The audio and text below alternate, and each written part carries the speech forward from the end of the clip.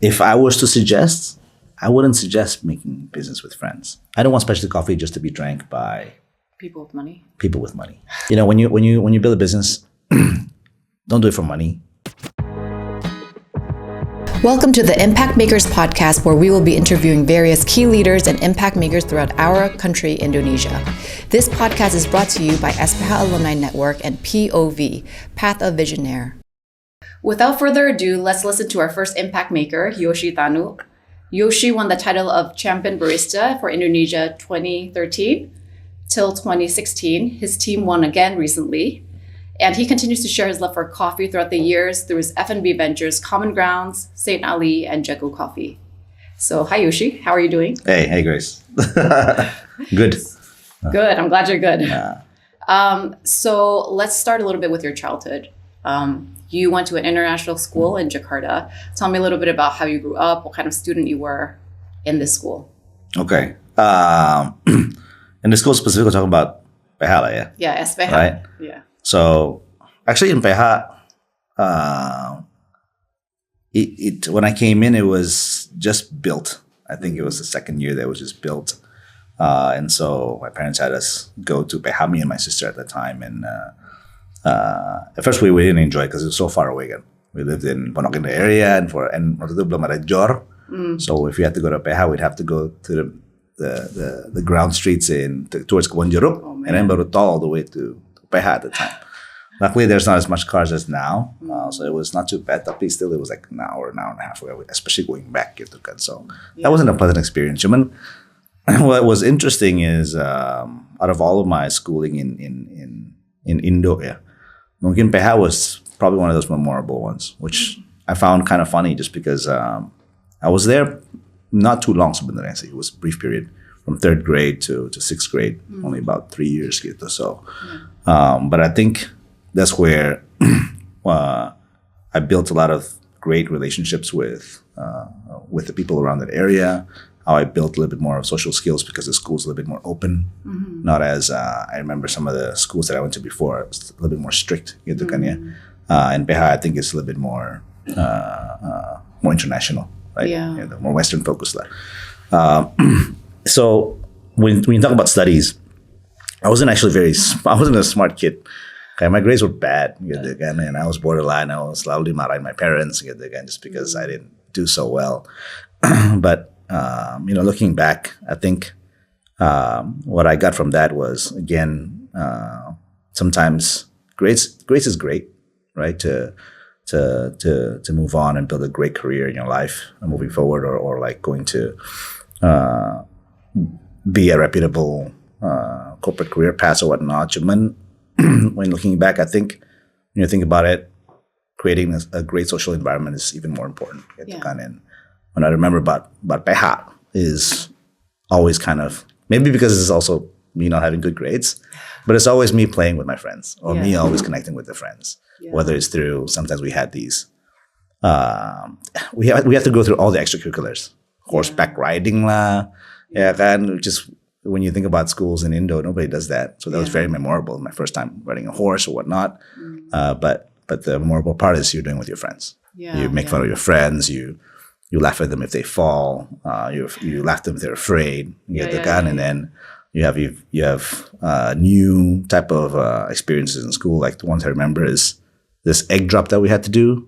Right, that was mostly international schools. I see that in middle schools or elementary schools in the U.S. Tell me about the egg drop. What is the egg drop? You weren't there? No, I don't think it was there. I'm pretty sure you were there. This was like fifth grade. So I don't know, SPH is about 3 floors high, 3 stories high. And so one of the science experiments is you have to drop an egg by building some type of shield layer or layer around the egg so that it doesn't break as it drops. And we had to do it from the 3rd floor. Of the SPH SD building. And some of you guys in SPH remember this, but some people were building like parachutes, some were building like cushions around it. Tapi it was a pretty cool experience gitu kan. And not just through science or extracurriculars, tapi juga even things like Christianity, they can make pretty fun. It's all games, right? Sometimes we had to hold up a Bible Yeah. And there was like a row of 10 people again. Yeah. And then they would say like a verse, and then you had to be the quickest to find it. Yeah. And it would be so competitive, right? And everybody would just think that that person got it first. Yeah. They're cool. But it's something simple and exciting. But I think it's more of that kind of social environment that they built that I thought was pretty memorable. See. Yeah, I'm hearing two things. One thing it seems like you learned, I'm just mirroring back to you, is that you learned a way of making learning fun from your years in SPH. And the second thing is like there was a lot of creativity around finding solutions for things. And I feel like that maybe contributed to the way that you are an entrepreneur now, the way you're kind of adding innovation to coffee. Let's get started on your journey. I'm actually curious to know your journey from college to where you are now as a coffee entrepreneur, as a champion barista. Did you always love coffee? Did you fall into it as entrepreneur? Tell me that journey from maybe college to now. Yeah, in college I didn't drink coffee. So I never really, not that I didn't enjoy it, but it wasn't something that I really think about. So during college, it was mostly, we drink boba, we drink sweet drinks. So that was something that I always had experience in. In terms of coffee itself, maybe sometimes if I need to wake up, tapi it was very rare. So we came back so in college I never thought about it. Zero thinking about coffee, zero thinking about being in the coffee business. In college, you do think about wanting to go back to Indonesia and building an opportunity. That was something that was always set on my mind.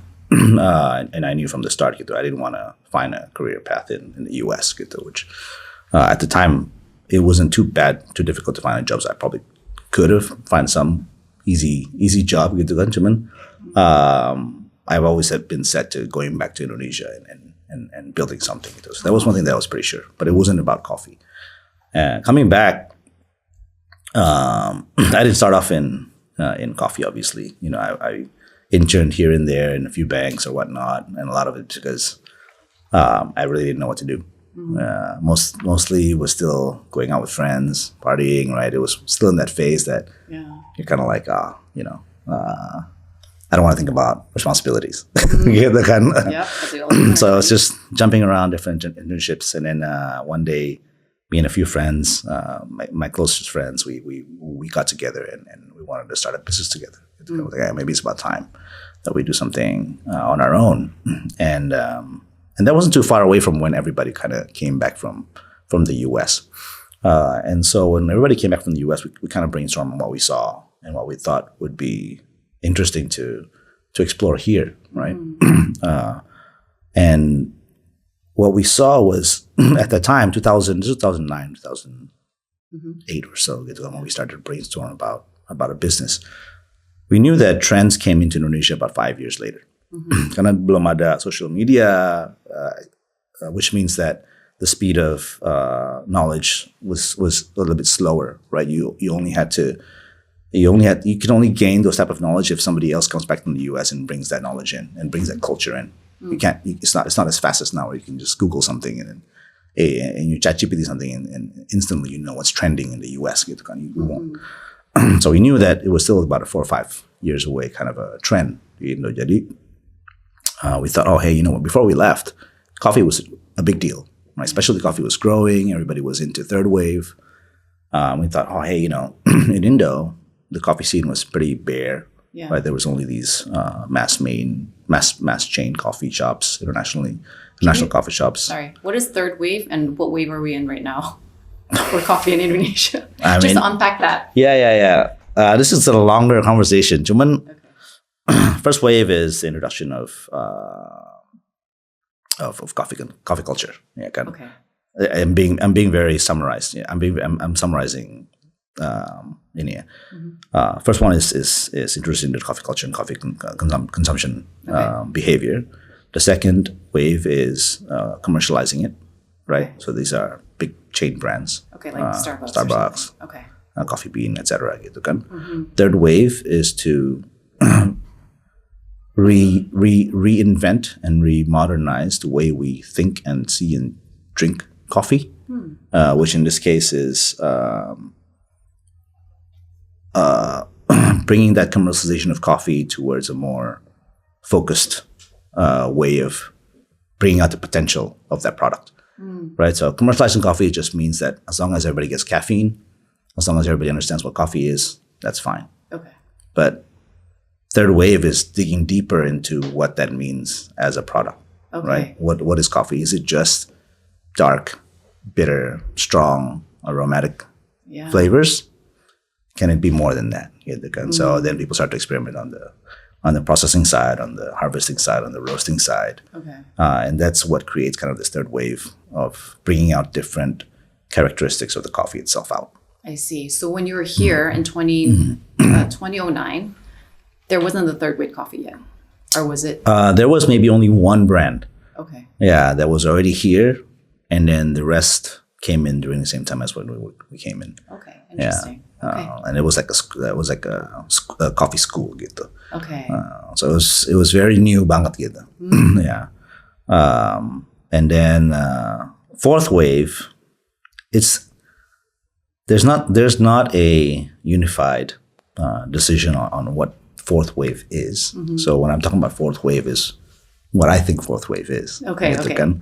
So what I think fourth wave is the commercialization of specialty coffee. Okay. Ya kan? Or the commercialization of coffee itself in its new form, which is getting closer to that true potential of those characteristics of coffee itself. So that's the fourth wave. Yeah. That's probably the stage where we're at now. Okay. Yeah. All right. It's kind of mixed, I would say, between third and fourth, but I think third is already a little bit past. Okay. I think fourth is not what you see. This is good for us to know for those who are just learning more about coffee. Yeah. So when you came into Indonesia 2009, you planned to start your own business. Was Commongrounds the first business you started? No, it wasn't. It was coffee, but it was under a different name. Okay. So at the time we came up with this one other coffee shop. It's called not coffee shop. It's a coffee shop. The brand is Pandava Coffee. Pandava. Yeah. Okay. And it was an interesting journey just because we learned a lot from that business. Obviously, it closed down. It didn't work out. But we definitely fell in love with coffee during that business. Okay. Right? And that's where we kind of grew our passion and our experience and our expertise and knowledge in coffee during our time in Pandava. Okay.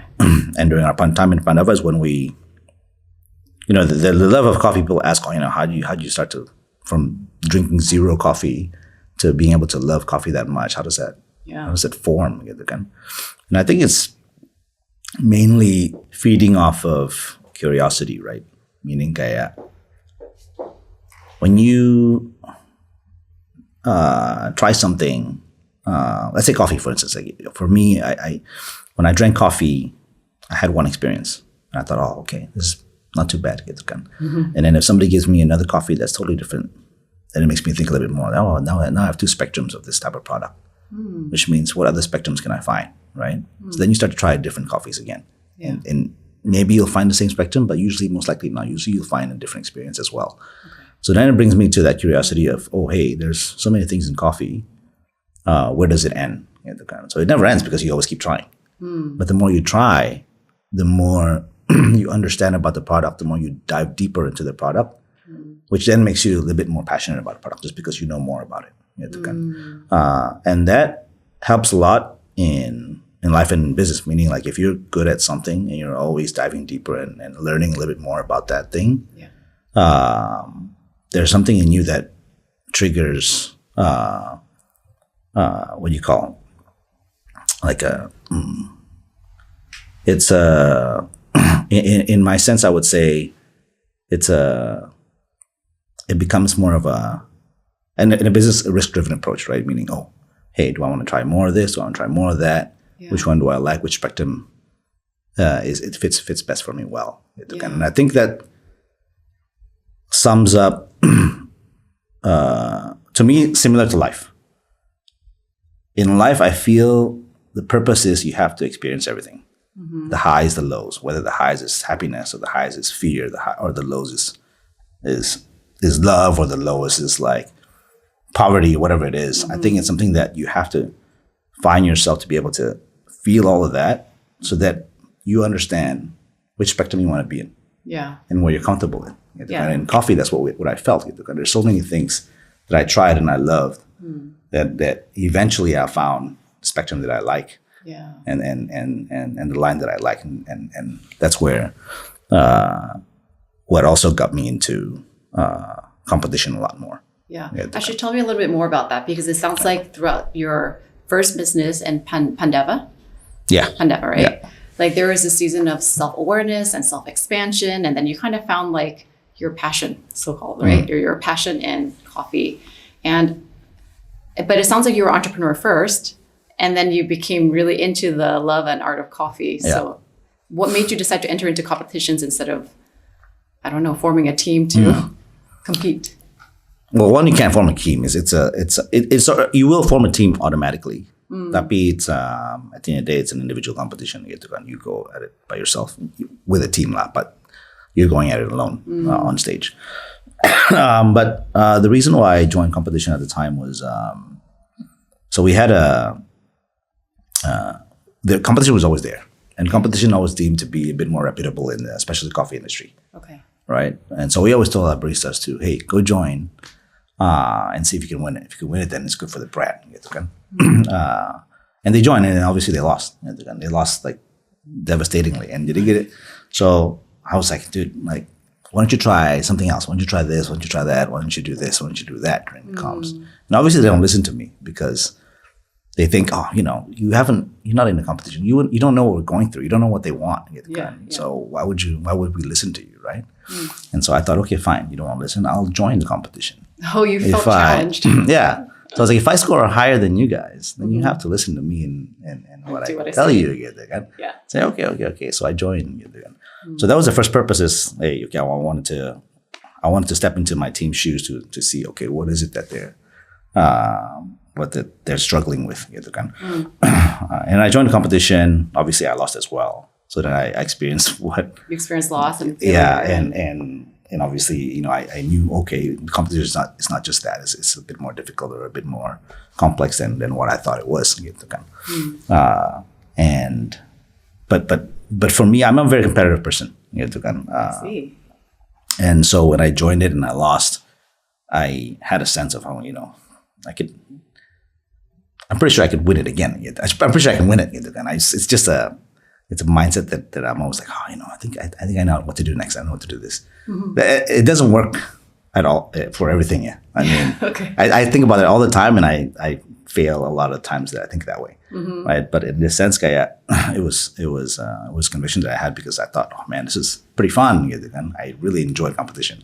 So interesting. So the failure actually still pushed you to try harder, and actually it ignited something in you. It sounds like. Yeah, because I don't want to lose. You don't want to lose.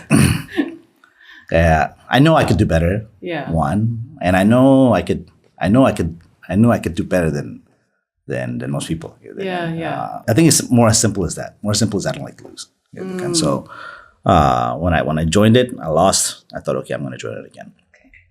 Okay. Of course, in a separate scenario, then my team started to listen to me, Juga, because then I'm like, hey, I'm part of your colleague. Yeah. And by that time, Juga, I'm not telling them what to do. I'm telling them, hey, this is what I experienced. This is what you should try to do. See if it works out. If it does, great, do it. If it doesn't, let's see what we can find out together again. So that gave me sort of a different perspective, Juga, towards joining the competition with the colleagues, right? Yeah, and how to lead. And that's where the team kind of started to be built. Because it's me, a few baristas, my partners as well started to get involved in terms of seeing a different perspective, right? And all of that kind of came together that next year, and with conviction and also sheer luck. Actually, a lot of it was luck. I got to win for the first time. How did that feel? It was crazy. I never won anything in my life, and so this was something pretty big that impacted me in my passion for coffee, but also in the coffee industry, like understanding how that felt and how much that influenced me to be part of the coffee community and industry was probably the biggest trigger in wanting to do something more for the industry itself. Yeah. Right. Yeah, absolutely. So that was a pretty big feeling for me. See. Yeah, yeah. And so the journey of kind of achieving that success, I'm sure there was a lot of struggles along the way. If you wouldn't mind sharing, like, what were some struggles they experienced in working together with the team and training? Oh yeah, but I mean, yeah. I think when we think about the struggles, it's all pretty much the same, right? Difference of opinions, thinking that you do things so often that you're kind of like, oh, I'm tired of this, right? Or like burning out things, and because everything is about repetitiveness. When we think about competition, a lot of it's repetitiveness. Yeah. Meaning, if you want to make the best cappuccino, for instance, like you have to make thousands of cappuccinos to understand. Oh, okay, how do you steam properly? How do you make sure your ratio of milk to the steamer is consistent or not, right? The espresso itself is also another factor. How do you make sure the espresso that you pull? Coffee is a commodity, meaning it's like an apple. It's a fruit, right? Okay. You can never have two of the same apples. Right. Never. All the apples are different, which means all the coffees are different, which means whatever you pull, it's going to be different, right? So instead of focusing on understanding what this one pull will bring out as a flavor, you have to understand what the spectrum of pulls of extraction will bring flavors. Okay. So that when you're on stage, you understand the coffee not just in one point, but in hundreds of different points. Yeah, so many spectrums. Right? So it gets tiring, right? Because you have to keep tasting coffees. You have to keep tasting milk, right? You have to then always try to flavor notes with your partners. You always have to try to commit to understanding how they judge you, what are the checklists and the check marks that you need to fill. Yeah. So burnout is one thing as well. So I think when you think about the challenges for me, it's an overall experience, right? Probably the biggest one is overcoming this feeling of wanting to give up, right? That's probably the biggest thing. Yeah. And I see this not just in the competition, which also brought me to the business side, but as long as you see and be confident enough on understand where you want to be at the end point of that journey, like you shouldn't give up, right? Unless that end point is something that's like for me, I didn't see maybe at that time being a champion was the end point. For me, I saw that if I was a champion, what would the effect be for the business? What would be the effect for the brand? Right? How would that affect us in the industry? Yeah. It's a bigger thought. Yeah. If it's maybe just being a champion, I probably wouldn't mind giving up. Yeah. Just because maybe it wasn't that big of a deal. But you have to see beyond what being a champion would bring. Yeah. It's like who you're bringing along with you as you achieve this title and what influence you'll bring to your business. Exactly. Yeah. So when you think about not giving up, you have to think about it because if you do give up, it's because your vision or your dreams are not big enough for you to understand what the purpose of you winning is, or that journey is. So that's something that I learned a lot. Like so, the second probably is maybe I would say communication is a big deal, right? Yeah. From my experience of failures, whether in the competition sense, because it is still a team, or even entrepreneur sense, it's if you don't communicate well, you automatically will die out. Okay. Meaning, if nobody understands what everybody's thinking, you would not be able to find the core problem, right? And if you can't find the core problem, you won't be able to find the core solution for it. Like if you don't communicate well, people are just going to be like, Yeah. There's always going to be this elephant in the room, right? And that whether this elephant is small or elephant is big, any type of elephant is going to lead to distress right? It's going to lead to you kind of shoving it to the side and that will never lead back to trying to understand what's the main purpose of you trying to find a solution for that. I think having a lack of communication during the competition was a big deal, just because for instance, I like the specific coffee, but I know that there's this other specific coffee that my partners and who don't understand the competition in in an experience sense, but understand the judging side of it, the consistency side of the coffee itself. Gitu kan. And was telling me to use that coffee, for instance. Okay. But I wanted to use this one, right? How do you find the common ground? I had to find the common grounds. Gitu. But in a sense, I think at the time I was being a bit stubborn in the sense I wanted to use this coffee, right? And we were, okay, so that's when my partners, were okay with it. Cuman, there's still this kind of like a blank space of like, they don't want me to use that coffee. I thought I can use it. So I'm not, I became not confident using the coffee. I became, because I'm thinking about what they're thinking as well, right? I'm thinking about, okay, is this the right one or self? There's self-doubt in myself. Gitu kan. Versus actually, what we could do is basically just try both coffees out. Yeah. And I think at the time, time was short in the competition. We didn't have as much experience in roasting or extraction or competition in general. So panic set in quite a bit juga gitu, where we're like, oh, we have to choose one, gitu kan. Yeah. But eventually, if we would just talk it out, eventually we're like, okay, we want to just, and eventually I told them, hey, I really like this coffee. And I really think we should use it. Gitu kan.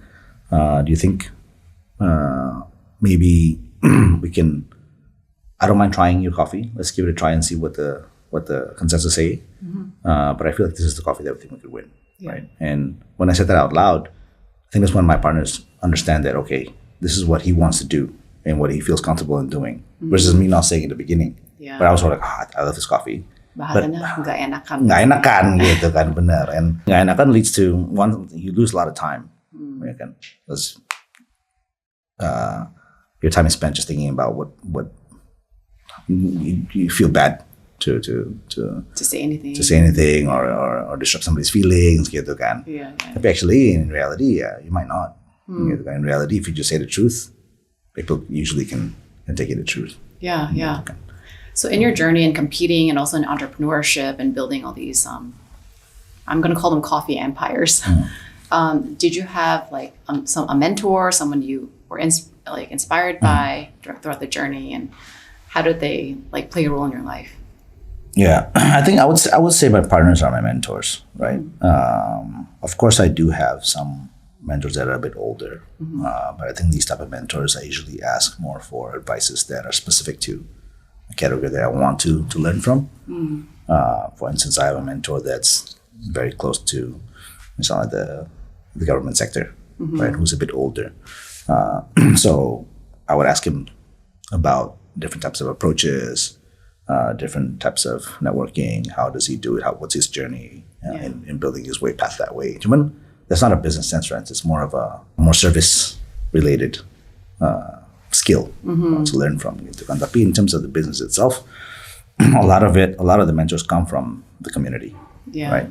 And I don't believe in mentors having to be a lot older than you. Again, it depends on what type of mentors you need. Right. Tapi for us, since the coffee community is quite young still, a lot of the mentors are also pretty young or similar to our age, maybe slightly older. So some of the big mentors are obviously my partners, right, in Commongrounds and in Jago itself. Big ones that I usually chat a lot to is one of the main partners that you don't really see, Phil, right? So Phil is both part of the journey from the beginning, but also has kind of this big family empire business where the spectrum that he's seen is quite large. So I do lean a lot on him on a lot of my questions and curiosity. But also in the coffee sector, aside from my partners, you have international, what do you call it? Yeah, big players, like international big players that that I find was quite helpful in the journey that I had. So one is like the World Chip Barista Champion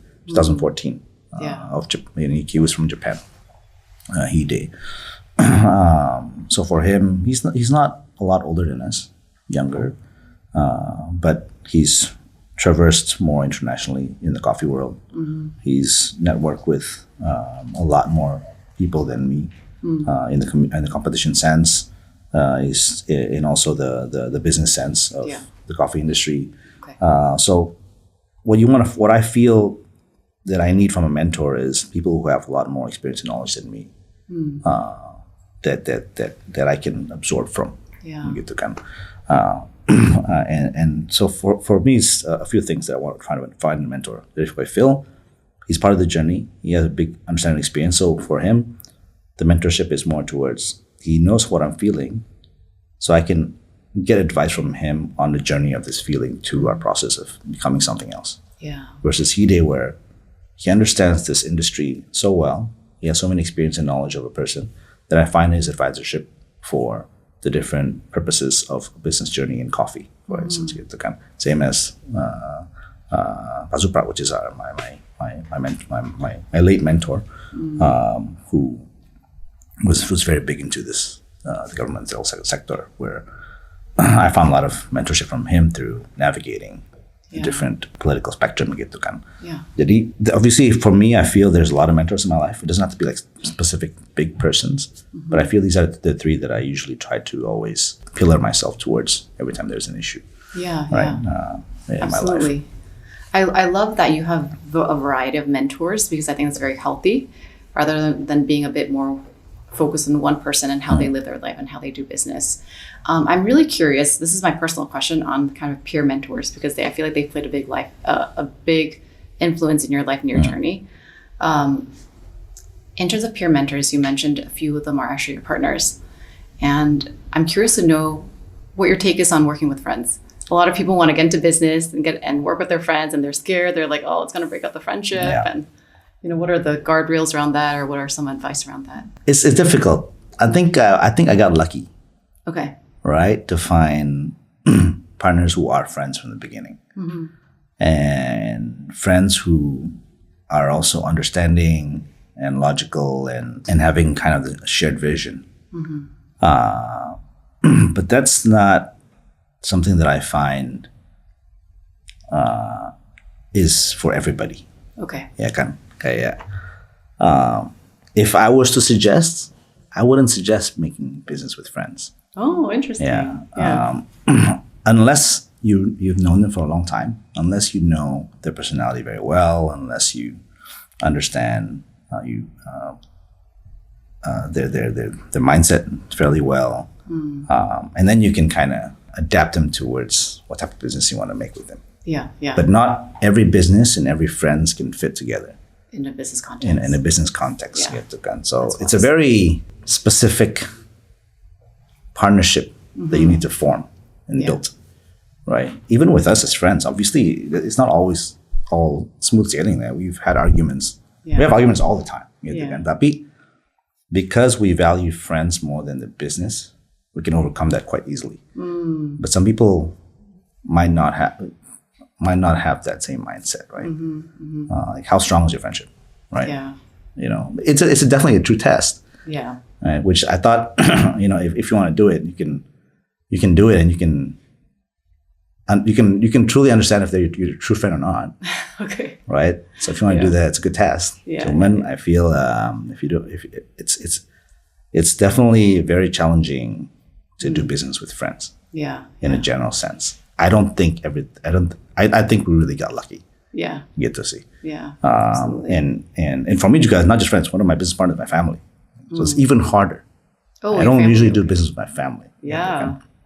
Because it's just you bring that every day in your life, or every week in your life, right? I see them every week. Yeah. But I think when you think about, I guess my advice is I wouldn't do it. If I was to do it, I would really think through it and be prepared. I just see. I guess my follow-up question is: are there any boundaries that you set as you are doing business with friends or family? Because I'm pretty sure some of our listeners are doing business with friends, family, just to keep the business relationship healthy. We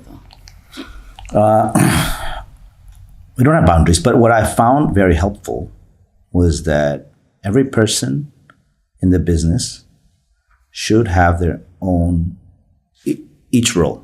You can't have a shared role. Okay, that's helpful. Right? Yeah. Meaning, if your strength is in operations, you have to find a friend and partner whose strength is not in operations. Okay. Is in marketing, misalnya. Right? I find that's a lot more clear Yeah. Maybe that's the boundaries that you're thinking about. Yeah. I mean, I think Identifying roles. your boundaries is probably more of a work, personal type of boundary. But I feel if you can it comes back to understanding. See, if you understand your roles, if you understand each other fairly well, if you can really ask each other, again, back to that core fundamental purpose, right? And make sure everybody understands this is what it's all about. It should be okay. Okay. But I guess if I'm being more open, if I'm being more open, it's all about their easy personality. See, if you know they're crazy at one point in their life before, probably don't do business with them. Okay. As a friend, because tapi juga if I think about it, not everything is going to be perfect juga sebenarnya sih.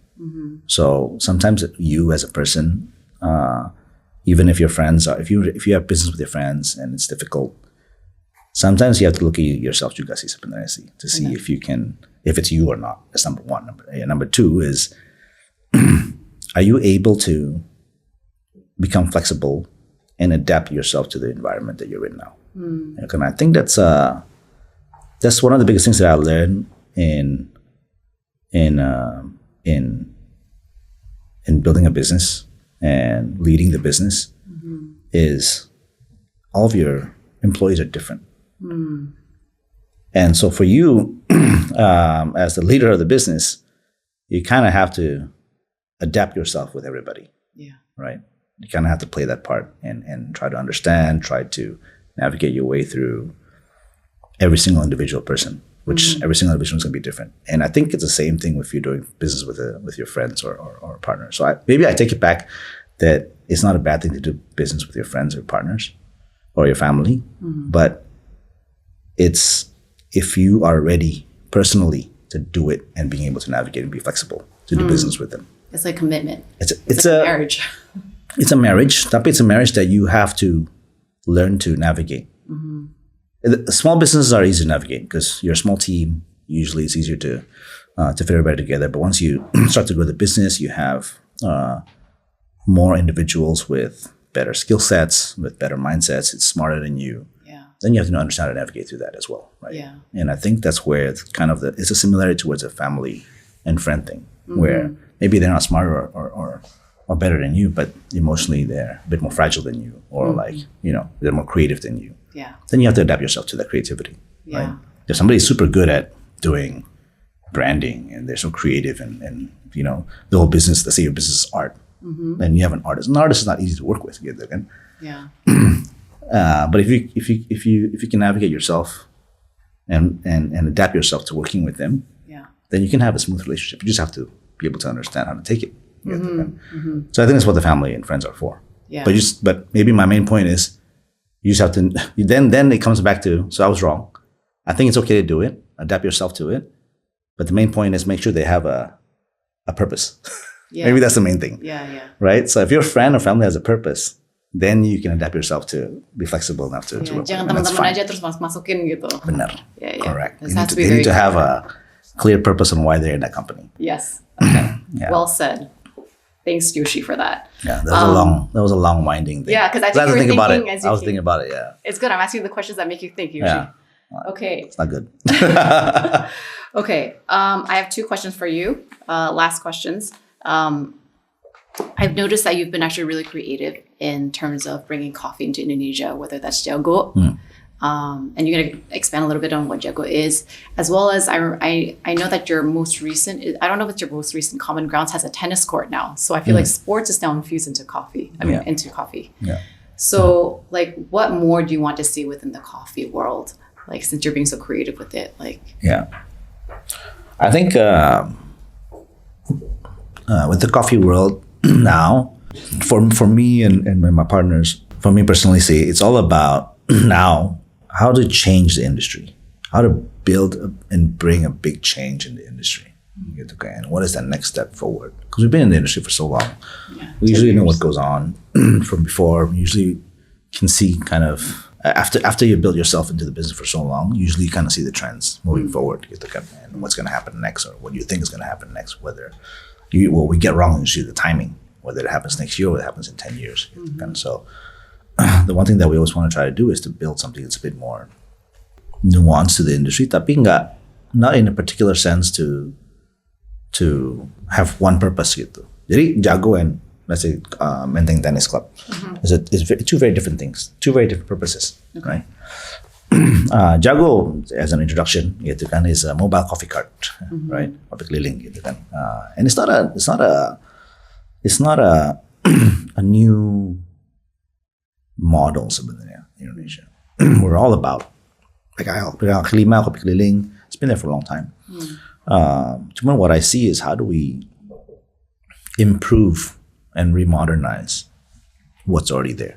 Okay. And so with Jago, the main purpose and the core value is, the vision is how do we mobilize retail, right? Meaning, how do we give the customers the same product quality, the same freshness of coffee at the price point that they can afford, right? And the one way that I saw to push this idea and push this type of value was through an existing model that's been working. When I think about retail in Indonesia too, mungkin coffee shops, I don't know, 10, 20,000, maybe, let's say 100,000 max retail shops. Yeah. Retail in general, whether it's restaurants or coffee shops, whatever it is. But when we think about side street vendors, there's like 15 million, 20 million.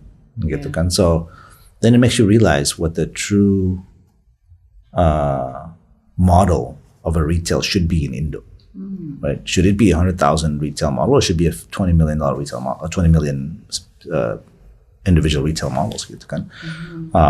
There must be a reason why there's like 20 million of those type of models in Indo. Yeah. Right? It's because the population can only afford or has spending power enough for that type of value, that type of price point. Yeah. So how do we deliver then what this 100,000 shops are delivering to the mass market? And that's what kind of Jago came into play. So the idea for that is the main point is, I don't want specialty coffee just to be drank by people with money. Okay. Right? Yeah, exactly. It's only for the rich, man. Any retail shop, it's only for the rich. Whether it's Pilates class or like a bread shop, right? It's expensive. Yeah. Can you afford 50,000 rupiah a day for bread or Starbucks or whatever it is? Oh man, nobody can. I don't even spend that much, right? So it's only for the rich. And I thought that was a bit unfair because the rich in Indonesia is only less than 5% of the population. Or I mean, if you think about the middle income with disposable income, yeah, maybe 10% lah. Very little. What about the 90%? How come 90% can't drink good coffee? If you go to Bandung, which is about 3 hours away, you can get great coffee for a cheap price. Maybe 5,000 perak. But that same coffee, you go to the farm. You drink it. You go to the farm. Okay. You go 3 hours. You go to a coffee farm. I'll bring you to a coffee farm in 3 hours. Wow. Okay. But you go to Jakarta with that same coffee, it becomes $40,000, 40,000 rupiah, right? Okay. And a lot of that has to do with more overhead costs, right? The labor is expensive, rental is expensive, the capex for the shop is a lot. Yeah. Right. All that goes into the price. So the coffee itself is not expensive. Everything else becomes expensive. Yeah. And so then I thought, masa kita one of the largest coffee producers in the world, masyarakatnya nggak bisa minum good coffee sih, kan? Masa mesti minum instant coffee, which is not coffee at all, right? It's not coffee, no.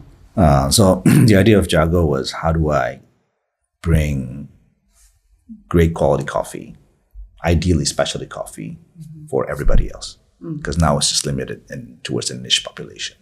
So that's the idea of Jago Coffee. If we think about coffee tennis,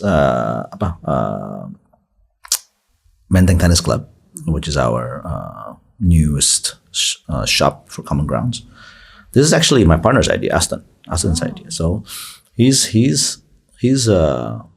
goal and mindset for Commongrounds when we were talking about it was, we need to innovate on store experiences more, right? Because when we think about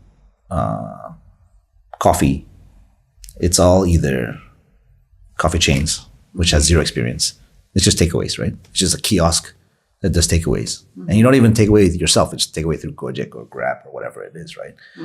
And it kills that experience of like, people don't appreciate the coffee as much. Yeah. People just Sipping appreciate it, enjoying it. Yeah.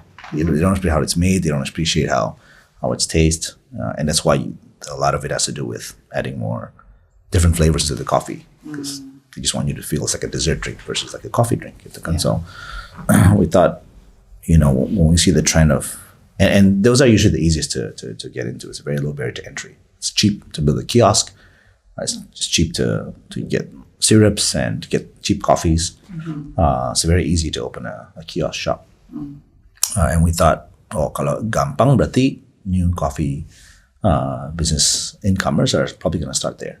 And that's what you see a lot is coffee chains, right? Because investment is low, everything's easy to get. So for Commongrounds, we had to find a way to kind of separate ourselves, right? One for the brand itself, one for the customer experience. Tapi two is just to be able to do coffee right for people. And the way we separate the experience ourselves is to try to build a better experience of a store, right? And instead of building just a coffee shop, we want to build a coffee experience. So that's where kind of when we look at the new stores of Commongrounds versus the old stores, it's all about the area, the community, innovations that we're trying to build, right? Coffee, like the tennis club was something that we thought was the first one to be made around the world. That's number one. Absolutely. But number two is when you think about coffee, you also want to think about this essence of why you're there drinking in the first place, of this memory of why you go to a coffee shop, why you drink that coffee, when you drink the coffee, and where you drink the coffee, right? So every store that we build is trying to build that memory for the customers itself. And it's kind of the new concept for Commongrounds is building better store experiences, I just see. And I think that's more of a challenge in the coffee industry just because everything's already been done. So it's sort of like, okay, how do we up the game a little bit more? Yeah, absolutely. I mean, I've learned so much from your story and the way that you're being so innovative with bringing coffee into business. My very last question to you is, probably there are a lot of listeners that are just starting this journey into entrepreneurship or into F&B or into coffee. Do you have a word of advice or encouragement for these listeners? For business owners? Yeah, sure. Let's say new entrepreneurs. New entrepreneurs. Yeah. New entrepreneurs. Probably, when you build a business, don't do it for money, right? Do it because you're building a bigger purpose. Okay. And whether that purpose is something that's happened in your life, or whether that purpose is to change a category, or to build a betterment of the people, whether it's in Indonesia or the world or whatever it is. Please have a better purpose in why you're doing the business, because better purposes usually lead to something that's a little bit deeper inside you, which can build towards a passion later on, which can build towards longevity, sustainability of your own struggles later on, and knowing that you do, because most businesses will fail. Like I've had so many businesses that fail, right? And a lot of those businesses usually don't have much of a purpose, to be honest. And so therefore you don't really think about it as much. But the businesses that do have a purpose are usually the ones that you try that would last a little bit more. Yeah. Just because you automatically will spend more of your time towards that business. Just because you think this is not, you can't give up, because if you give up, you're giving this Something whole bigger. purpose something bigger up. Yeah. And so it'll give you the strength to keep moving forward. It'll give you moat, meaning if you can find and you build a different purpose with your business, that's not something easy to replicate. Yeah. Right? People want to replicate, but it's not. Yeah. So it'll give you a lot of moat, which is high barrier to entry, which is great also. And it'll always give you the purpose of wanting to execute everything better, I just see. Because it's not just for you or for money. Yeah, absolutely. Yeah. And this is what makes a champion. Yeah, maybe. Thank you, Yoshi, for your time. Thank you. And I've learned a lot from your story. So thank you so much. Thanks so much, Grace. Thank you so much for listening. We hope this conversation has inspired you to take another step forward in your journey of making a positive impact in your sphere of influence. Please hit the subscribe button to stay in tune for our next episode.